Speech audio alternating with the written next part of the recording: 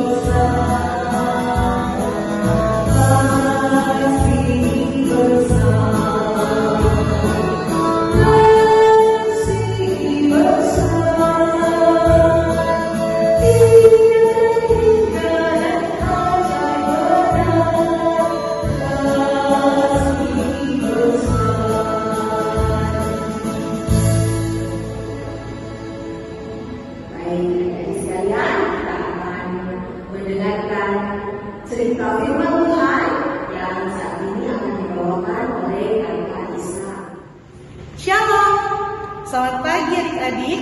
Senang sekali Kakak Isa hari ini boleh kembali bersama-sama dengan adik-adik dalam ibadah daring ini. Dan sebelum kita dengar firman Tuhan bersama-sama, mari kita siapkan hati kita berdoa yang akan Kakak Isa pimpin tentunya. Mari kita sama di dalam doa, kita berdoa. Tuhan Yesus yang baik, terima kasih Tuhan karena hari ini kami boleh kembali beribadah bersama-sama untuk memuji dan memuliakan nama Tuhan. Saat ini kami akan mendengarkan cerita firman Tuhan. Siapkan hati kami Tuhan dan juga telinga kami untuk dengar firman-Mu ini. Dan biarlah firman-Mu ini boleh kami pahami, boleh kami mengerti dan kami lakukan dalam kehidupan kami sehari-hari. Ini doa kami Tuhan Yesus, di dalam nama Tuhan Yesus Kristus kami sudah berdoa. Amin. Ya, pembacaan firman Tuhan pagi hari ini terambil dari kitab Kejadian, pasalnya yang ke-38, ayatnya yang pertama hingga ke-6. Perikop pembacaan kita, Yehuda dan Tamar. Pada waktu itu Yehuda meninggalkan saudara-saudaranya dan menumpang pada seorang adulam yang namanya Hira. Di situ Yehuda melihat anak perempuan seorang Kanaan. Nama orang itu ialah Shua. Lalu Yehuda kawin dengan perempuan itu dan menghampirinya. Perempuan itu mengandung, lalu melahirkan seorang anak laki-laki dan menamai anak itu Er. Sesudah itu perempuan itu mengandung lagi, lalu melahirkan seorang anak laki-laki dan menamai anak itu Onan. Kemudian perempuan itu melahirkan seorang anak laki-laki sekali lagi dan menamai anak itu Shela. Yehuda sedang berada di Kezib ketika anak itu dilahirkan. Sesudah itu Yehuda mengambil bagi Er anak sulungnya seorang istri yang bernama Tamar. Ya, adik-adik sekalian, beberapa minggu belakangan ini kita sudah dengar cerita firman Tuhan tentang Ishak. Kemudian Ishak mempunyai 2 orang anak dan 2 orang anaknya ini tentu juga memiliki keturunan. Salah satunya adalah Yehuda. Yehuda ini adalah anak dari Yakub dan Lea. Yehuda ini ketika sudah beranjak dewasa, dia memutuskan untuk meninggalkan saudara-saudaranya. Yehuda pergi meninggalkan saudara-saudaranya ini ke sebuah tempat yang bernama Adulam. Di sana dia tinggal bersama seorang temannya yang bernama Hira. Nah, saat itu adik-adik, dia yang sudah dewasa ini melihat seorang Kanaan, seorang perempuan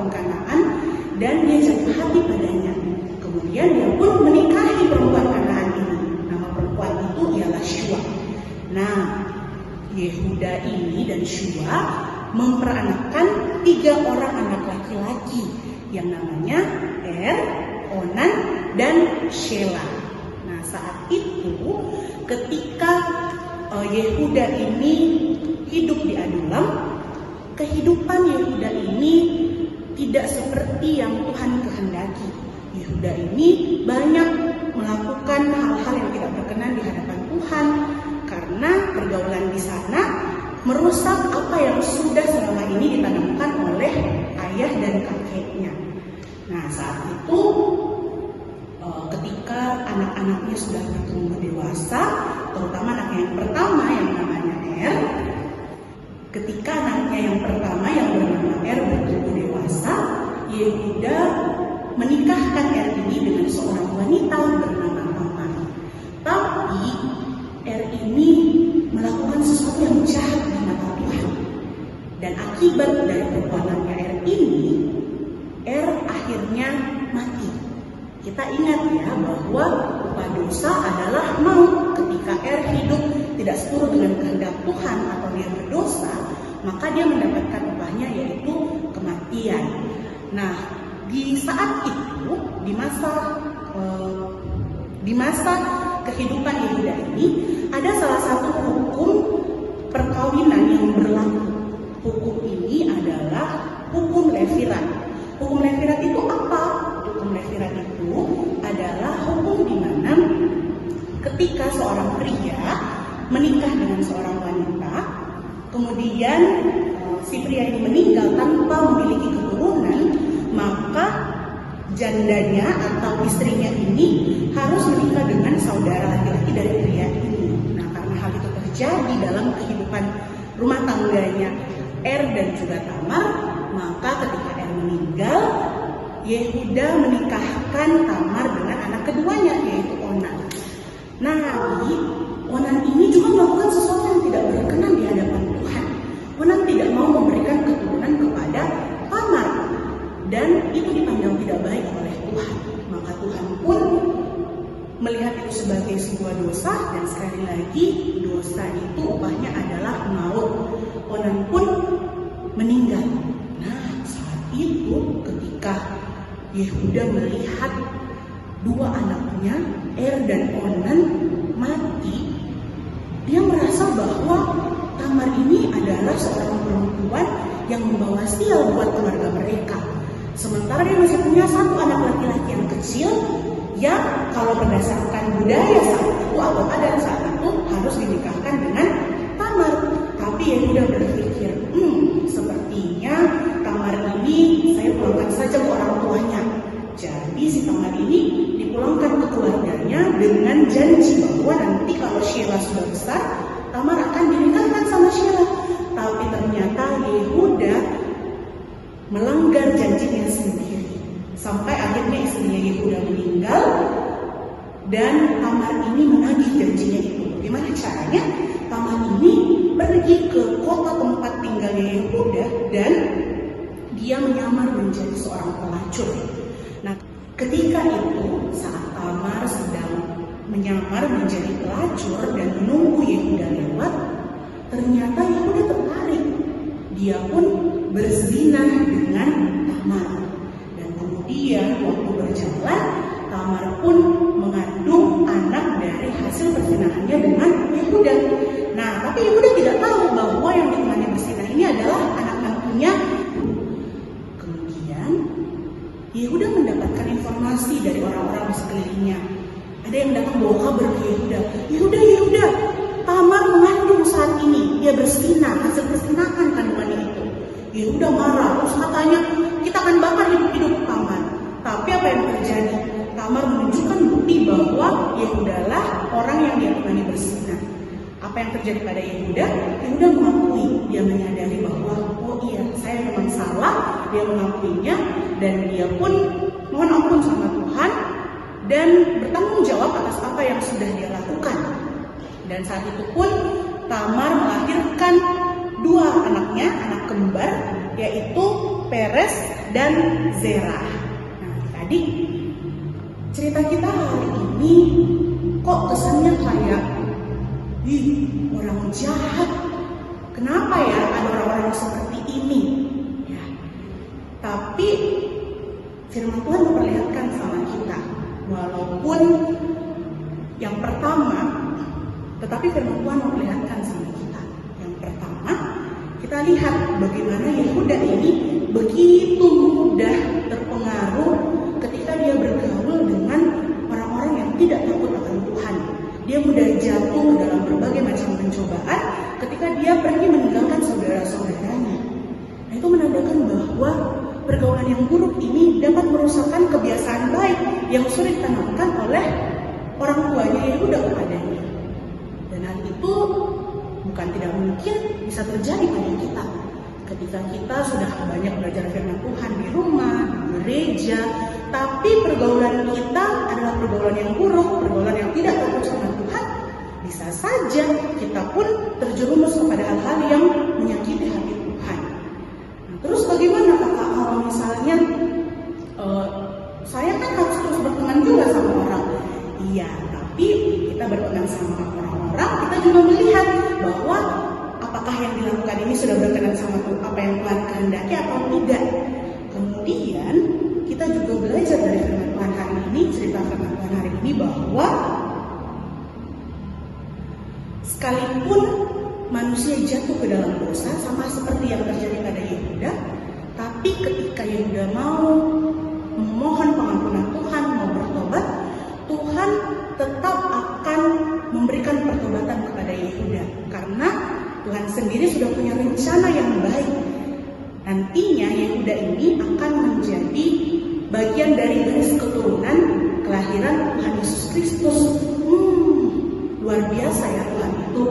Walaupun dia sudah merencanakan segala sesuatunya baik, kemudian manusia jatuh ke dalam dosa, tapi kalau kita mau memohon ampun sama Tuhan, rencana baik yang Tuhan siapkan pasti akan tetap terlaksana.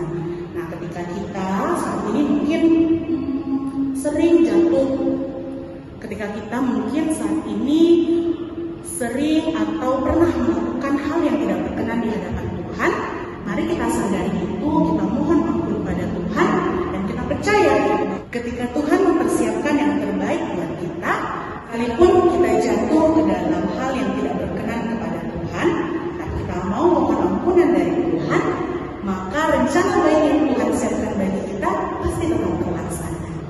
Demikian firman Tuhan hari ini, kiranya setiap kita boleh diberkati dengan firman ini, dan kita pun dapat melakukan apa yang sesuai dengan kehendak Tuhan. Amin. Adik-adik, kita sudah mendengarkan cerita yang dibawakan oleh Kak Isa, Bapak sekalian ceritanya, dan sekarang kita akan mengucap syukur atas segala pemeliharaan Tuhan dalam sepanjang kehidupan kita, dan kita akan mengungkapkan syukur kita dalam bentuk persembahan. Dan persembahan kita akan diiringi dengan PKJ 150, tapi sebelumnya kita akan mendengarkan nats persembahan yang terakhir dari Imamat 22 ayatnya yang ke-20. Imamat 22 ayat ke-20 kita baca ya. Segala yang bercacat badannya jangan akan persembahkan, karena dengan itu Tuhan tidak berkenan akan kamu. Baik, jadi kita iringi persembahan kita dengan hidup yang Tuhan hanya dibilang.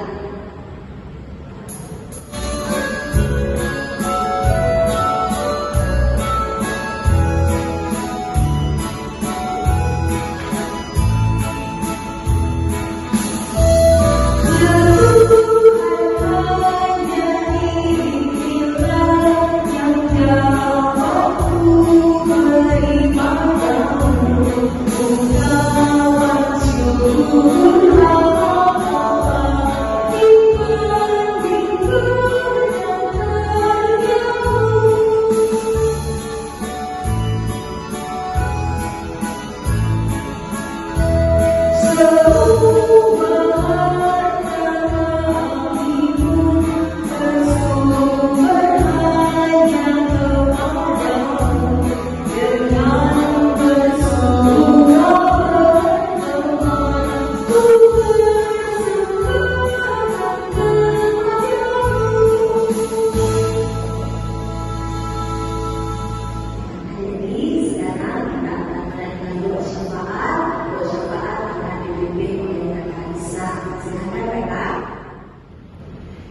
Saat ini kita akan bersama-sama masuk dalam doa syafaat. Mari kita tenangkan hati dan pikiran kita berdoa. Tuhan yang baik dalam kehidupan kami, terima kasih untuk segala kebaikan yang terus kami rasakan, yang terus kami nikmati dalam kehidupan kami Tuhan. Saat ini kami bersyukur karena ibadah boleh terlaksana, dan sekalipun kami lakukan secara daring, tapi kami percaya hadirat Tuhan sungguh kami rasakan dalam hati dan kehidupan kami. Tuhan, saat ini dalam doa syafaat kami datang berdoa, mendoakan kehidupan kami Tuhan. Berkati pendidikan kami, berkati pendidikan kami yang terus berjalan hingga saat ini, yang mungkin masih melalui daring juga. Biarlah Tuhan boleh berjalan dengan baik. Berkati setiap alat-alat yang kami gunakan, setiap hari ketika kami mengikuti pelajaran, kami boleh mengikuti dengan baik.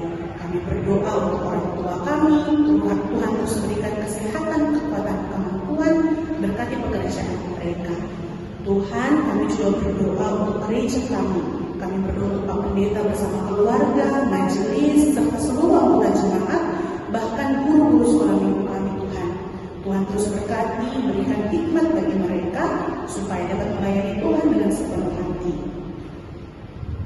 Tuhan, saat ini kami berdoa untuk negara kami, berkati pemimpin bangsa kami. Tuhan juga berkati para pemerintah kami, dari pusat hingga ke pelosok. Dan kami berdoa Tuhan, untuk rencana pelaksanaan pilkada di bulan Desember nanti, biarlah di tengah-tengah masa pandemi ini, pelaksanaan pilkada dapat terlaksana dengan baik, dapat mengikuti aturan protokol kesehatan, dan nantinya orang-orang yang terpilih menjadi pemimpin melalui pilkada ini dapat melakukan amanahnya Tuhan. Tuhan Yesus yang baik, kami terus menyerahkan bangsa kami ini di tengah-tengah pergumulan dunia ini Tuhan. Di tengah-tengah pandemi ini kami percaya Tuhan terus menjaga kami, Tuhan terus melawan kami, melindungi kami senantiasa. Terima kasih Tuhan Yesus, kami mau serahkan kehidupan kami ke dalam tangan-Mu. Tuhan terus jaga dan pelihara kami. Ini doa kami, di dalam nama Yesus kami berdoa. Amin. Baik, jadi minggu ini kita ada aktivitas ya, dan aktivitasnya adalah ayat hafalan yang terambil dari 1 Korintus 15 ayatnya yang ke-33. 1 Korintus 15 ayat yang ke-33. Kita baca sama-sama. Janganlah kamu sesat,